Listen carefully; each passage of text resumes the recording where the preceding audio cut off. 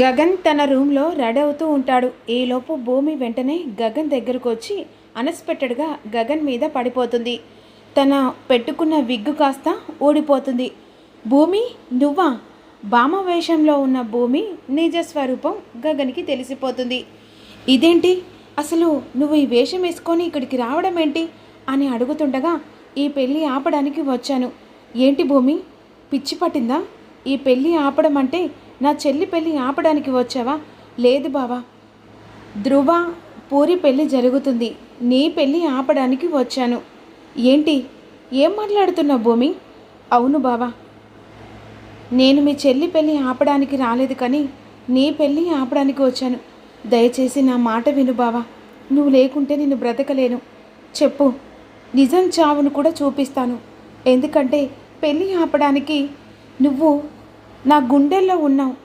నాకంటే ఎక్కువ నేను ప్రేమిస్తున్నాను, ఆ విషయం నీకు కూడా తెలుసు. అందుకనే దయచేసి అర్థం చేసుకొని నాకు చిన్న ఫేవర్ చేయి బావా అని చెప్పేసి భూమి గగన్కి ప్లాన్ చెప్తుంది. అప్పుడు గగన్ కూడా ఆలోచించి సరే అని చెప్పేసి ఒప్పుకుంటాడు.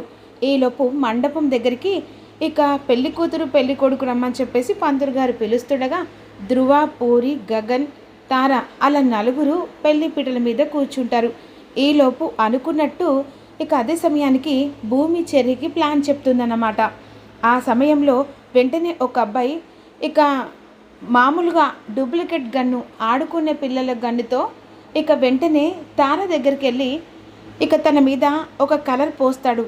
ఒక్కసారి షూట్ చేసరికి అదంతా పెళ్లి కూతురు మీద అంటే తార మీద పడిపోతుంది. అని చెప్పేసి పీటల మించెలు లేసి డ్రెస్ చేంజ్ చేసుకుందామని వెళ్ళిపోతుంది. ఈలోపు వెళ్ళిన తార అదే సమయానికి భూమి వేసిన ప్లాన్ ప్రకారం ఇక చెర్రీ కర్చిప్కు మత్తు స్ప్రే కొడతాడు. వెంటనే తనని కిడ్నాప్ చేసి ఒక రూమ్లో బంధించడానికి కాసేపట్లో గగన్తో నా పెళ్ళి జరిగేది, ఆ పిల్లగాడు చేపట్టి ఇదంతా జరిగింది అని చెప్పేసి డ్రెస్ చేంజ్ చేసుకొని బయటికి వస్తున్న వెంటనే తారను గమనిస్తాడు. తార ఈలోపు వెళ్తుండగా వెనక నుంచి వెళ్ళి ఆ మత్తు పెట్టి ఒక్కసారిగా ఇక తార చెర్రీ మీద పడిపోతుంది. ఈలోపు తారను ఒక రూమ్లో బంధించి లాక్ చేస్తాడు. అసలు పెళ్లి పీటల మీద ఇక్కడ గగన్ ఎదురు చూస్తూ ఉంటాడు. ఆల్రెడీ భూమి ప్లాన్ చెప్తుంది కదా.